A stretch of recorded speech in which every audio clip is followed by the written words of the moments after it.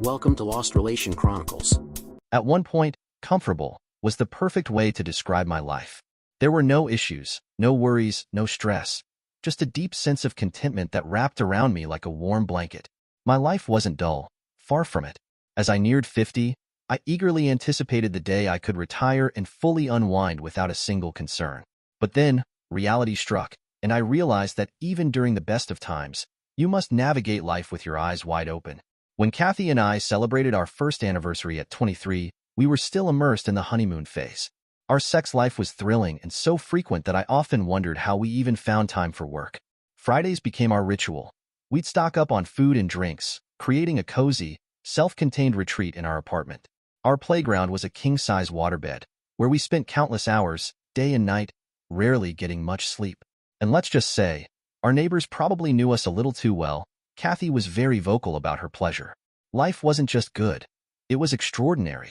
By our 5th anniversary, things still felt great. The passion was still there, though we had to adjust to the realities of parenthood. Our son, Alex, was born in the 3rd year of our marriage, and while living in a one-bedroom apartment with a baby cramped our style, we made it work. We were still madly in love, and in many ways, Alex brought us even closer. We continued to make time for intimacy 5 nights a week, though as our careers advanced, life became a bit more complicated. Despite the changes and challenges, I believed our love could endure anything. I had no idea how much my once comfortable life was about to be turned upside down. By the time our 10th anniversary rolled around, changes seemed to come by leaps and bounds. Little Nancy came into our lives at year 7, and yes, she was planned. Gone was our one-bedroom apartment, and was replaced with our first house at year 8. It was a fixer-upper, and like everyone, we had big plans to make it the house of our dreams. We just didn't realize it would be so much work and take so much time. Both of our careers had taken off, and between work and the kids, life wasn't as carefree as we would have liked. Thank God neither of us had to travel, or I don't know what we would have done. Life was a lot more difficult, but we were deeply in love, and that got us through the tough times. We may not have had the time to make love 24/7, but we took the time to connect whenever we could. By year 15, I barely had a chance to relax. There was soccer and baseball practice for Alex, and Kathy was deep into dance with Nancy. Evening meals together usually only happened on Saturdays and Sundays, but although we were all busy, we were happy. We both gained a few extra pounds by eating fast foods instead of good home-cooked meals, but they would eventually melt away when things settled down. But they never did. I was promoted to office manager, but along with the promotion came additional duties along with longer hours. I tried to impress my new boss, and in the end, probably put in way too many hours that first year, and our home life suffered. I was doing this for us, and it would be worth it in the end, wouldn't it? Now, lovemaking had to be scheduled. Gone was the spontaneous sex of the past. We scheduled it for Tuesdays and Thursdays, and always date night on Saturday. Sometimes it worked, but most of the time it didn't. Life kind of got in the way. At 20 years, we moved into the house of Kathy's dreams. It has 4,000 square feet of living space and a kitchen to die for. This was what we'd worked so hard to achieve, but why wasn't I doing backflips? To me, it was way too big for just the 4 of us. It added another 25 minutes to my daily commute, not to mention a yard that would take me half of Saturday to mow. That first month, I thought we were on our honeymoon again. Kathy wanted to show her appreciation, and she did. Every night. I went to work tired most days, but with a smile on my face. In our new neighborhood, everyone knew everyone, and barbecues on the weekends happened at least 3 times a month. Kathy wanted to show off our new house, so we, it seemed, always had people over. It was fun, but tiring all at the same time. We were now a member of suburbia and were living the good life, or thought we were. However, for the first time in our marriage, we argued. There never seemed to be enough money for everything Kathy wanted, not needed, and I wasn't happy about the frequency of our lovemaking. It was down to maybe twice a week at best. Most of the time, we made love after coming home from one of the many neighborhood's barbecues. The only problem with that was that Kathy developed a taste for wine, and usually by the time we got home, she was either too looped or tried to do anything.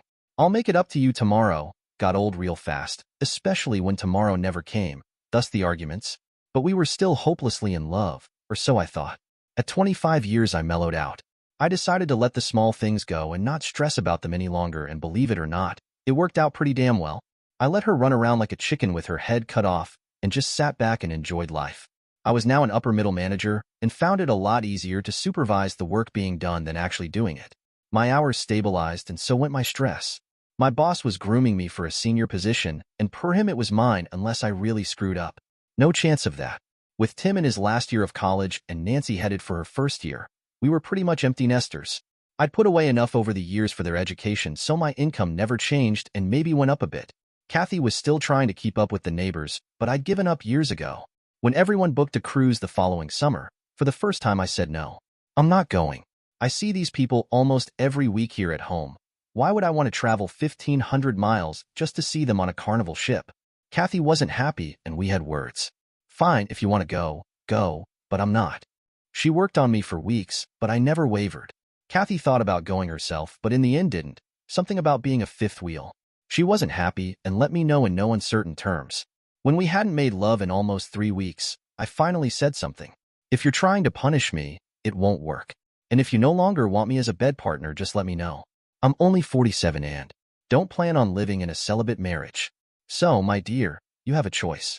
You can be my wife in all senses of the word, or we can end it right here and now. It's your choice, but I'm not going to wait forever. Ben, are you threatening me? Kathy spit out at me. No, my love, just telling you the facts of life. Our relationship took a deeper nosedive.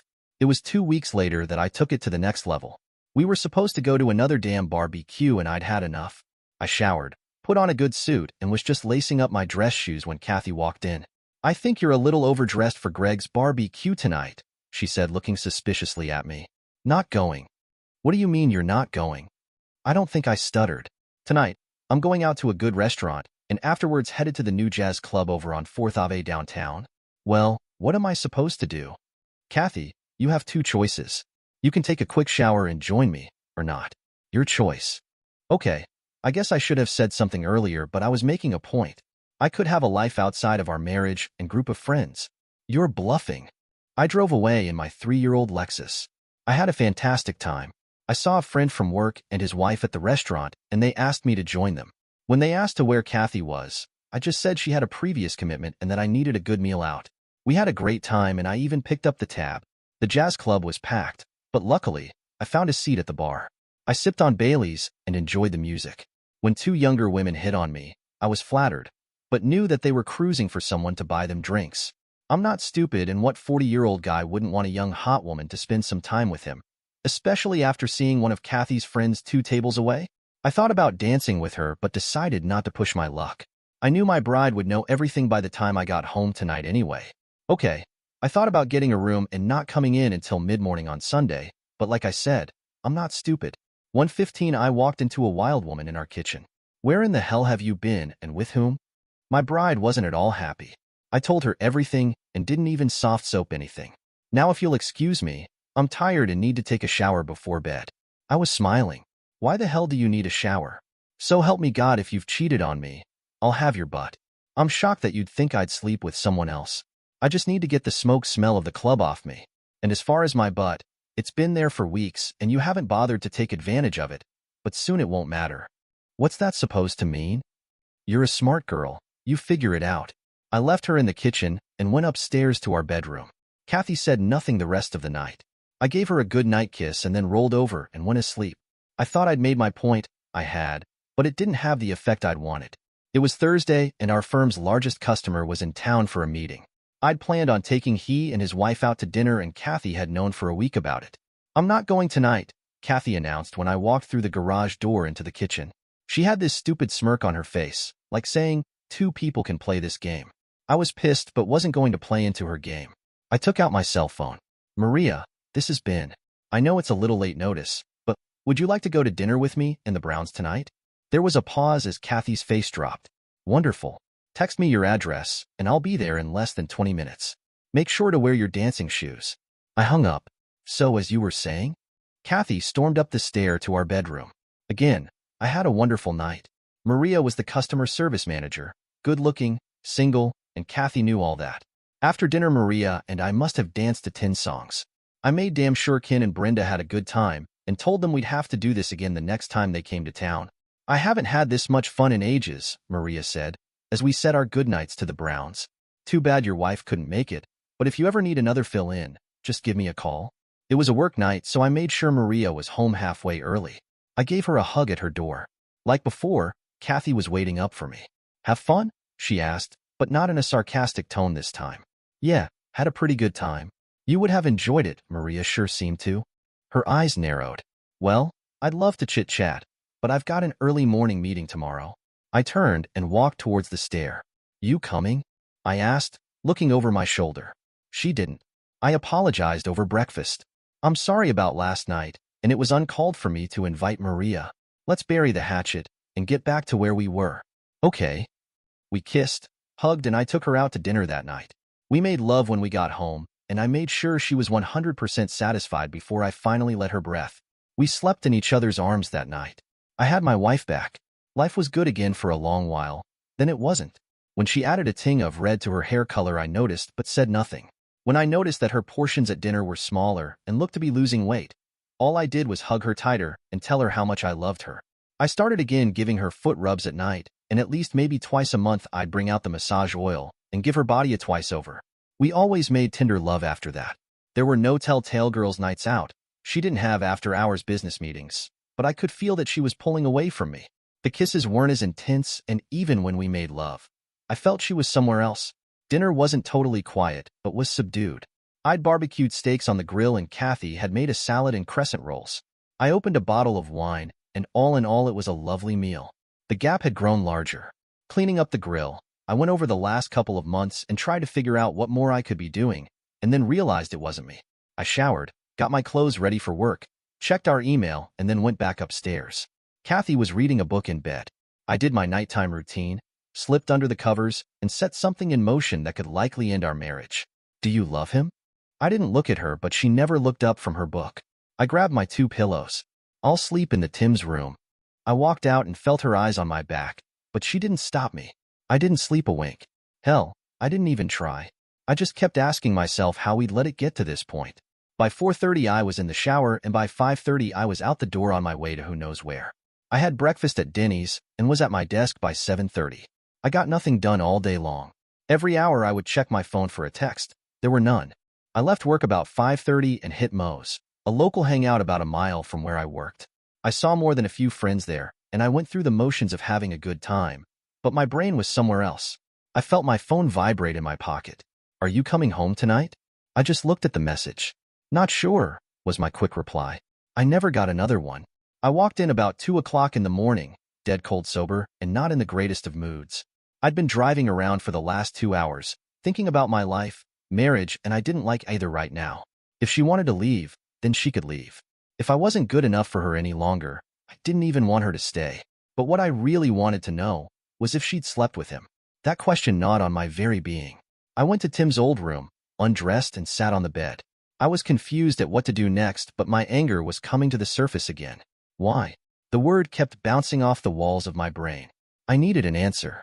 My turning on the bedroom overhead light startled Kathy, and I guess my shouting also had a lot to do with it also. Did you sleep with him? I said in a loud monotone voice that I think the neighbors could hear. She cowered and grabbed for the covers, looking surprised and I think scared. I didn't wait around for an answer. I left, not even bothering to turn off the light. I slammed Tim's bedroom door and spent the next half hour trying to wear out the aged carpet and get control of my emotions. Screaming and shouting wasn't going to solve anything. My fist modified one wall as my foot did another. I'd never been so angry. When I looked down and saw my foot was bleeding, I stopped, and then the pain came rushing in. Damn! It was another long night. The hospital emergency room was busy, and I was put on the back burner. More critical patients needed to be tended to first. An idiot who had tried to put his foot through a wall could wait. 3 broken toes. They were wrapped. I gave the lady my debit card and I was out the door. It was almost 5 in the morning. Driving home was a bitch. I was as quiet as I could be, hobbling in on one good foot. The house was dark and all I wanted was peace and quiet. I lay down on Tim's bed fully clothed and my eyes got wet looking up at the dark ceiling. I wasn't angry anymore, only sad. I guess I fell asleep at some point because the light coming through the windows told me it had to be at least 10. I hit the bathroom, washed up, took a pain pill, and went searching for an outfit. No way in hell I could wear my dress shoes. I managed to put on a sock and slipped on one of my open-toed sandals. It was rough looking, but it would have to do. Now I wished I'd kicked the wall with my left foot because, like last night, driving was a bitch using my left foot. I walked into work at 11 o'clock and answered the same dumb question 100 times. I walked into a wall in the dark and broke a couple of toes. No big deal. I heard the laughs, got no real sympathy, and spent the day at my desk. I'd lost my appetite 2 days ago, so I skipped lunch. About 3, I got an email from Kathy. You coming home tonight? Not sure, I typed back. We need to talk. Why? I felt the heat rising once again. It's not what you think. I love you. Did you sleep with him? I needed to see it in black and white. I never got a reply. I had my answer. I didn't go home. I bought a few things at the mall and checked into a motel. I played on my laptop until almost 11 and went asleep. I did the same thing every night that week. Friday, I went back to Tony's, had a good dinner, and got hammered. My best guess is the bartender dumped me into a cab. Because I don't remember much, that is until I awoke and found myself in my own bed. My head throbbed and my mouth tasted like, well, I won't go into that. I got up, put on my robe, and headed for the bathroom. Someone had puked in the toilet. I could see the remnants on the rim. I took a slug of mouthwash and looked for my toothbrush. Then I remembered where it was. Mouthwash would have to do. I made it down the stairs and smelled the coffee. Kathy was sitting at the counter, cup in hand. She watched me walk into the room, grab my cup, and fill it with coffee. Feeling better? She asked. Not really. What time did they bring me home last night? After 1. Who put me to bed? The cab driver helped me get you up the stairs, and I finished undressing you after you made the first of 2 deposits in the toilet. After that you just lay down and didn't move for the rest of the night. I had to check your pulse a couple of times to make sure you were still alive. She wasn't smiling. You want to talk? That is without screaming at me? Yeah, I think I can do that, but I'm not promising that if you say something I don't like I won't lose my temper. We sat in silence for a couple of minutes longer. His name is Peter, and for the record, I knew him long before I met you. We grew up in the same neighborhood and went to the same schools together. He was an a-hole then, and he's an a-hole now. He's a customer of my boss, and I saw him for the first time again about a year ago. And, no, I haven't slept with him. I wanna, but I haven't. I was confused. Kathy, you're not making any sense. I thought you said he was an asshole? Look, I don't understand it myself. We've had lunches together, talked on the phone and exchanged emails, that's all. But, would I have gone to bed with him if he asked me? Probably yes. There were another quiet few minutes as I tried my best to digest what she was telling me. Why? I still don't understand. You love me, right? She nodded. You don't want a divorce, is that right? Once again, she nodded yes. Then why on God's green earth would you say that you'd sleep with him? It doesn't add up? I don't fully understand it myself, but in my mind, I've had sex with him a dozen times over. I've thrown him down on the bed, bawled his eyes out, and haven't felt a bit guilty about it. So, would I do it in real life? I'm not sure. Is he still an a-hole and an arrogant prick? Most definitely. As I said, I don't know why. You know if you sleep with him, we're done. Don't you think I know that? Why in the hell do you think we're sitting here talking about it? I probably could have snuck around and done it in a motel at lunch months ago, and you never would have been the wiser. But I couldn't do that to you. I'm too honest. But not too honest to tell me you've got the hots for some other guy, and have already mind-screwed him. Technically, that already is cheating. Give me a break. You've never taken another woman to bed in your mind? Please. I've seen you in the damn mall. You like every other guy there, never missed the good-looking one strolling by. How stupid do you think I am? Can you honestly say that in 25 years, while we've made love, you haven't thought of someone else? Even I'm not that good. Well, where do we go from here? Are you going to sleep with him? Because if you are, I hope you do it soon so I can move on with my life. Right now, I'm just marking time with you here and I can't afford any more broken toes. She didn't smile and neither did I. I've just got to get him out of my damn head somehow. He's like a damn drug. I look at him, and all I want to do is rip his clothes off. Hell, he's not even that good looking, and like I said, he's an a-hole. Well, when you figure it out, let me know, but for right now, I'll sleep in Tim's room. Ben, I need you close and in my bed. Next to me, Kathy shot back. Not going to happen. I've been there for months, and it's done me no good. You still think about him, not me. So, like I said, when you're over him, let me know, but don't wait too long. It went on for 2 more months. We ate together, lived together, and even had sex a couple of times. It was good, but any sex right now would have been good at this stage. Then I had a brain fart. I was treating her too good. I was a known quantity, a nice guy. It had worked for over 20 years, but didn't anymore. The new Ben greeted my wife Friday. I made a fabulous breakfast. For one, she did manage to scavenge a half cup of coffee. Now, if she wanted anything from me, it was going to cost her. I did nothing around the house, and when she bitched, I just got in my car and left. When I started going out to dinner by myself and she got upset, I told her to call Peter and leave me the hell alone. Ben, I want you, not Peter. I want our old life back. You've got to be kidding me? You had that life for over 20 years and hated it. Get used to your new life, sweetheart. There was no more lovemaking, only selfish sex. Sometimes I was so rough with her I even scared myself. Kathy at first couldn't get enough of it, but after a month started to pull back. Maybe the crush had faded. I'm not happy, is how she started it Friday after work.